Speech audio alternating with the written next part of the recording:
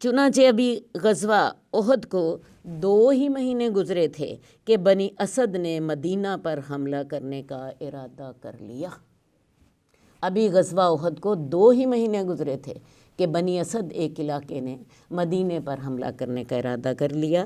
رسول اللہ صلی اللہ علیہ وسلم نے ابو سلمہ کو جہاد کا علم دیا، 150 صحابہ ان کو ساتھ دیے اور انہوں نے اچانک حملہ کر لیا۔ انہوں نے جا کے بنو اسد کے علاقے پر اچانک حملہ کیا اور 150 صحابہ کے ساتھ آپ گئے۔ جب وہ اچانک وہاں ان کے علاقے میں پہنچ گئے تو وہ لوگ خوفزدہ ہو گئے، وہ سب اپنے اونٹ اور بکریاں چھوڑ کر پہاڑوں پر بھاگ گئے۔ یہ محرم 4 ہجری کے آغاز میں ہوئی تھی۔ ابو سلمہ جو تھے یہ غزوہ احد میں ان کو کاری زخم لگا تھا، لیکن بعد میں وہ زخم ٹھیک ہونے لگ گیا تھا، اس کی مندمل ہونے کی امید بند گئی تھی۔ اسی لیے رسول اللہ صلی اللہ علیہ وسلم نے ان کو اس مہم میں بھی امیر بنا کر بھیجا اور یہ کامیاب لوٹے۔ لیکن لوٹنے کے بعد ان کا وہی زخم جو کہ ان کو غزوہ احد میں لگا تھا اب پھر پھوٹ پڑا اور اسی زخم کی وجہ سے ان کی شہادت واقع ہو گئی۔ بعد میں رسول اللہ صلی اللہ علیہ وسلم نے ان کی جو بیوی تھیں ام سلمہ ان سے نکاح کر لیا ان کی دلجوئی کی خاطر۔ تو اس کا ذکر ہم آگے چل کر تفصیل سے کریں گے۔ بہرحال اس مہم کے فوراً بعد ہی ابھی محرم ہی کا مہینہ تھا، محرم کی 5 تاریخ کو آپ کو اطلاع ملی کہ خالد بن سفیان جس کا تعلق قبیلہ بنو حذیل سے تھا وہ فوجیں جمع کر رہا ہے، وہ جمعیت فراہم کر رہا ہے تاکہ مدینے پر چھاپا مارے۔ اب رسول اللہ صلی اللہ علیہ وسلم کو جب یہ اطلاع ملی تو آپ نے عبداللہ بن انیس کو حکم دیا کہ وہ اسے جا کر قتل کر آئیں۔ عبداللہ بن انیس نے رسول اللہ صلی اللہ علیہ وسلم سے پوچھا کہ یا رسول اللہ مجھے اس کی کوئی نشانی بتا دیجیے۔ آپ نے کہا اس کو دیکھ کر تمہارے جسم پہ کپ کپی طاری ہو جائے گی۔ خیر جی عبداللہ بن انیس یہ اسی وقت ہی روانہ ہو گئے اور یہ وہاں پر پہنچے اور انہوں نے دیکھا یہ اپنے گھر میں رہ رہا تھا، یہ اپنے گھر سے نکلا۔ عبداللہ بن انیس نے محسوس کیا کہ ان کے جسم پر کپ کپی طاری ہو گئی ہے، انہیں اندازہ ہو گیا کہ یہ وہی شخص ہے جس کو مجھے قتل کرنے کا حکم دیا گیا ہے۔ خیر ان کے ساتھ چلنے لگ پڑے۔ خالد بن سفیان سے پوچھا کہ تم اس شخص یعنی محمد صلی اللہ علیہ وسلم کے خلاف جمعیت اکٹھی کر رہے ہو؟ وہ کہنے لگا ہاں میں اس کے خلاف حملہ کا ارادہ رکھتا ہوں اور میں جمعیت اکٹھی کر رہا ہوں۔ خیر یہ باتیں کرتے رہے کافی دیر تک، اس کے ساتھ جب باتیں کرنے کے ساتھ اس کے ساتھ ساتھ چلتے بھی رہے۔ جب دیکھا کہ وہ ان کے قابو میں آ گیا ہے اسے قتل کر دیا اور قتل کر کے اس کا سر لے کر رسول اللہ صلی اللہ علیہ وسلم کے پاس آ گئے۔ رسول اللہ صلی اللہ علیہ وسلم نے ان کو دعا دی اور ساتھ ہی آپ نے ان کو اپنی ایک لاٹھی عطا فرمائی۔ کہنے لگے یا رسول اللہ میں اس لاٹھی کو کیا کروں گا؟ آپ نے فرمایا یہ قیامت کے دن میرے اور تمہارے درمیان نشانی ہوگی۔ خیر جی انہوں نے ساری عمر اس لاٹھی کو جو رسول اللہ صلی اللہ علیہ وسلم کی عطا کردہ تھی اس کو سنبھال کے رکھا، یہاں تک کہ انہوں نے یہ وصیت کی کہ جب میں فوت ہوں گا تو یہ میرے ساتھ ہی دفن کر دی جائے، تو لہٰذا یہ ان کی جو تھی قبر میں ان کے ساتھ ہی دفن کر دی گئی۔ خالد بن سفیان کو قتل کرنے کے بعد اگلی جو مہم ہے وہ ہے واقعہ رجی کی۔ جیسا کہ میں نے آپ کو بتایا کہ غزوہ احد کے بعد کفار کے اور بدوؤں کے حوصلے بلند ہو چکے تھے۔ ان کا خیال یہ تھا کہ ہم مسلمانوں کو نقصان پہنچا سکتے ہیں۔ ہوا یہ کہ ازل اور کارا 2 قبائل تھے، یہ رسول اللہ صلی اللہ علیہ وسلم کے پاس آئے اور انہوں نے رسول اللہ صلی اللہ علیہ وسلم سے درخواست کی کہ ایسا کیجئے ہمارے علاقے میں کچھ مبلغین کو بھیج دیجئے تاکہ وہ اسلام کی دعوت دیں، اس طرح ممکن ہے کہ لوگ اسلام قبول کر لیں. ویسے بعض سیرت نگاروں کے مطابق اصل میں یہ لوگ خالد بن سفیان جس کو عبداللہ بن انیس نے قتل کیا تھا اس کے قتل کا بدلہ لینا چاہتے تھے. بہرحال انہوں نے دھوکہ دے کر صحابہ کی ایک جماعت کو دعوت دی. رسول اللہ صلی اللہ علیہ وسلم نے ان کی دعوت پر 10 صحابہ کو ان کے علاقے میں بھیج دیا. رجی دراصل ایک چشمے کا نام ہے جہاں یہ پہنچے. جب یہ لوگ رجی کے چشمے پر پہنچے تو 100 تیر انداز ان کے پیچھے لگ گئے. صحابہ نے ایک ٹیلے پر پناہ لے لی. وہ جو 100 تیر انداز تھے انہوں نے ان پر خوب تیر برسائے. ان میں سے 7 مسلمان شہید ہو گئے جبکہ 3 جو تھے وہ باقی بچ گئے. 3 باقی بچ گئے اور 7 مسلمان شہید ہو گئے. ان 3 میں سے بھی انہوں نے 1 کو قتل کر دیا اور 2 کو مکہ جا کر بیچ دیا. ان میں سے ایک کا نام حضرت خبیب تھا اور دوسرے کا نام زید بن دسنا تھا. حضرت خبیب جو ہیں ان کو مکہ میں کچھ دیر قید رکھا گیا اور اس کے بعد ان کو سولی دے دی گئی، پھانسی پہ چڑھا دیا گیا. جب ان کو پھانسی پہ چڑھانے کا وقت آیا تو انہوں نے اجازت مانگی کہ مجھے 2 رکعت نماز پڑھنے کی اجازت دی جائے.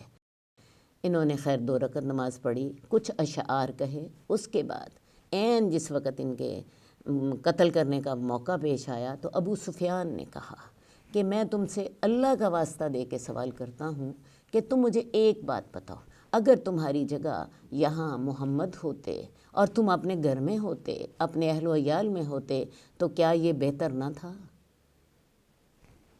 حضرت خبیب کہنے لگے اللہ کی قسم مجھے تو یہ بھی گوارا نہیں کہ میں اپنے اہل و عیال میں ہوں اور اللہ کے رسول کو ایک کانٹا بھی چبھ جائے.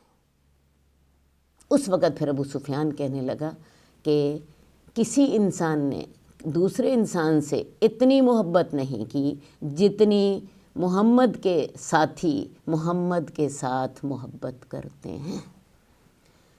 اس کے بعد حضرت خبیب کو بڑی تکلیف دینے کے بعد کفار نے سولی چڑھا دی. زید بن دسنا کا بھی معاملہ یہی ہوا، ان کو وہاں پہ جا کے بیچ دیا گیا، ان کو بھی قتل کر دیا گیا. یہ واقعہ جو ہے سفر 4 میں ہوا. سفر 4 میں ہی ایک اور واقعہ بھی ہوا جس کو بیر معونہ کا واقعہ کہتے ہیں. بیر معونہ یہ ایک جیسا کہ آپ دیکھ رہی ہیں بیر کنویں کو کہتے ہیں، یہ بھی ایک کنویں کا نام ہے. اصل بات یہ ہے کہ اس علاقے سے ایک شخص جس کا نام عامر بن مالک تھا یہ رسول اللہ صلی اللہ علیہ وسلم کے پاس آیا. اس کو ملائب الاسنہ کہتے تھے، یعنی تیروں سے کھیلنے والا. اس نے رسول اللہ صلی اللہ علیہ وسلم کی خدمت میں کوئی تحفہ پیش کیا.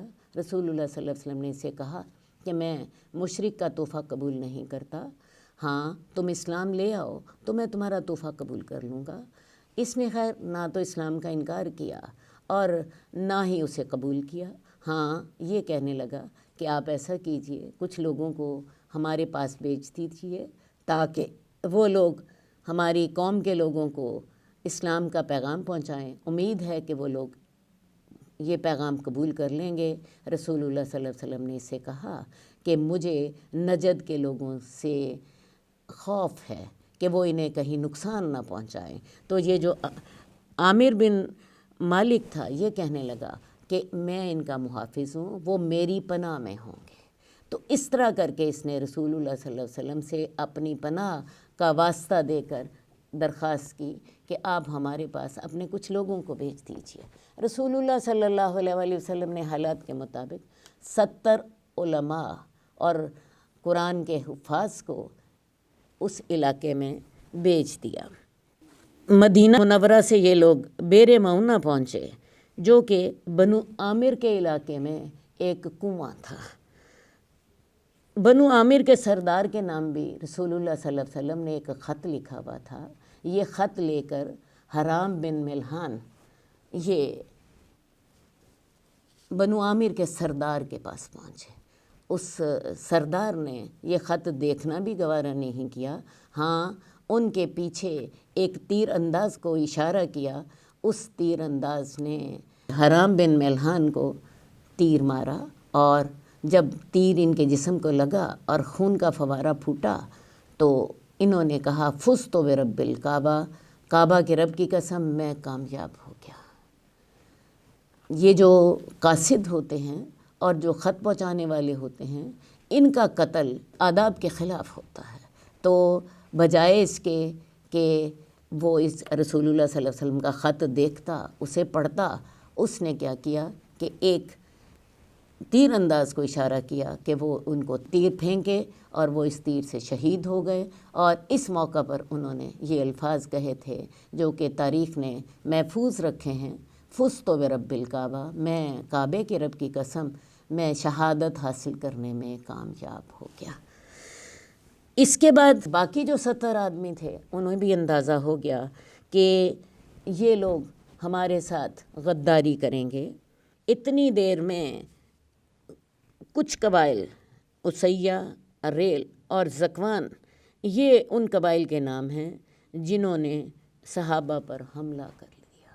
یہ وہی جو بنو عامر کا سردار تھا جس نے رسول اللہ صلی اللہ علیہ وسلم کا خط دیکھنا بھی گوارا نہیں کیا تھا، اسی نے ہی ان کو صحابہ پر حملہ کرنے پر ابھارا۔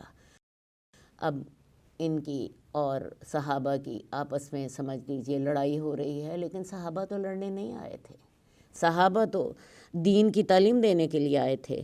تو انہوں نے صحابہ کو گھیر کر مارا، یہاں سے بھی صرف 2 لوگ جو تھے وہ بچ سکے۔ واقعہ رجی میں 3 لوگ زندہ بچ گئے، اور اس واقعے میں 2 لوگ زندہ بچے، اور انہوں نے دونوں نے جا کے رسول اللہ صلی اللہ علیہ وسلم کو اس واقعے کی خبر دی۔ اللہ تعالیٰ آپ کو اس واقعے کی خبر پہلے ہی جب یہ معاملہ ہوا تھا تب ہی دے دی تھی، وحی کے ذریعے۔